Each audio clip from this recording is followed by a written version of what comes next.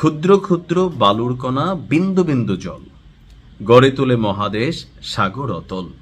ছোটবেলা নিশ্চয় আমরা পড়াশোনা যারা করছি এই ভাব সম্প্রসারণটা সকলেই পড়েছি, যে আমরা যখন ভাবি যে একটা বড় বড় শক্তি নিয়ে আমরা চলাফেরা করব, আমরা অনেক দূর আগাই যাব, কিন্তু বাস্তবতা হচ্ছে কি যে এই ধরনের স্বপ্ন খুব কম সময় বাস্তবায়িত হয় বা এই ধরনের প্ল্যানগুলো খুব কম সময়ে কাজে দেয়। ছোট ছোট শক্তিগুলো যখন একত্রিত হয় তখন বড় বড় ঘটনা ঘটানো যায়।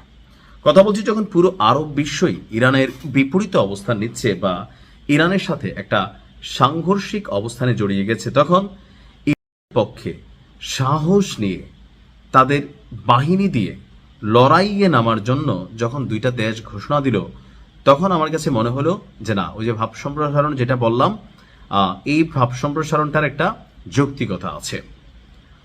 আরবের শক্তিশালী রাষ্ট্রগুলো নিশ্চয় কার্যত কোনো ভূমিকা রাখছে না, কিন্তু আপনি দেখেন অনেকটা বিধ্বস্ত রাষ্ট্র ইরাক, অনেকটা বিধ্বস্ত রাষ্ট্র ইয়েমেন।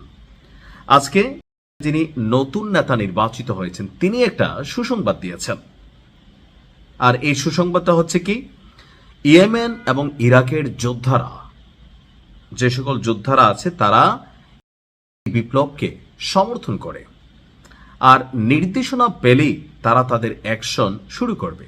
যারা আমার নিউজগুলো নিয়মিত দেখেন তারা সকলেই জানেন যে ইরান একমাত্র রাষ্ট্র আরব রাষ্ট্রগুলোর মধ্যে অনেকটা আমেরিকান স্টাইলে তারা চলাফেরা করে, লাইক রাশিয়ার মতন। আমেরিকা যেমন আরব সহ পৃথিবীর বিভিন্ন দেশে ন্যাটো বা বিভিন্ন জোট বানায়া তাদের সামরিক বাহিনীগুলোকে লালন পালন করে, তো তদ্রুপ একমাত্র রাষ্ট্র হচ্ছে ইরান যারা আশেপাশের রাষ্ট্রগুলোতে নিজেদের অনেকগুলো যোদ্ধা টিম তারা লালন পালন করে, এমনকি সেখানে সামরিক বরাদ্দ, বিভিন্ন ধরনের সাপোর্টিং ইস্যু সবকিছু তারা প্রোভাইড করে। তো এর মধ্যে ইরাক এবং ইয়েমেনের কথা তো জানেনি, প্রচন্ড লেভেলে সেখানে তাদের একটা সাপোর্টিং শ্রেণী আছে এবং কি একটা যোদ্ধা দলে আছে।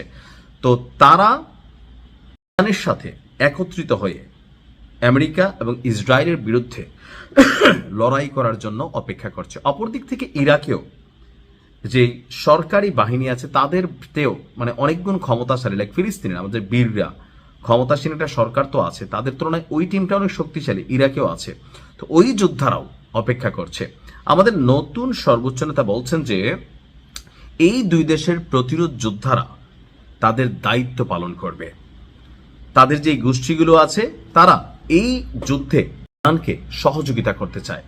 এমনকি তিনি বলছেন যে এর আগেও ইরানকে আপনার এই সামরিক বাহিনীগুলো নীরবে অনেক সাপোর্ট করেছে, আর এজন্য তিনি তাদেরকে ধন্যবাদ জানিয়েছেন। তিনি বলছেন ইরান যখন আক্রমণের শিকার হয়েছে তখনই এই বাহিনীগুলো, তাদের এই মিত্ররা পুরো শক্তি নিয়ে আপনার ইরানকে পরাধীন হওয়া থেকে বা বিভক্ত হওয়া থেকে রক্ষা করেছে। তো আমি যতদূর নিউজগুলো দেখছি যে এই দুইটা দেশ সামরিক দিক থেকে খুব বেশি শক্তিশালী না, বাট যখন একত্রিত হয়ে অ্যাজ এ টিম ওয়ার্ক করে তখন কিন্তু সাহস শক্তির অনেক গুণ বেড়ে যায়।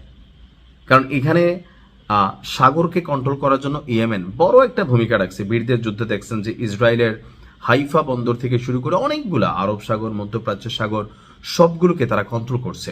এমনকি সারা পৃথিবীর পশ্চিমা রাষ্ট্রগুলোকেও অনেকভাবে তারা বোঝানোর চেষ্টা করছে যদি কোনো রকম অ্যাকশনের সুযোগ হয় তাহলে আমরা কিন্তু খেলবো।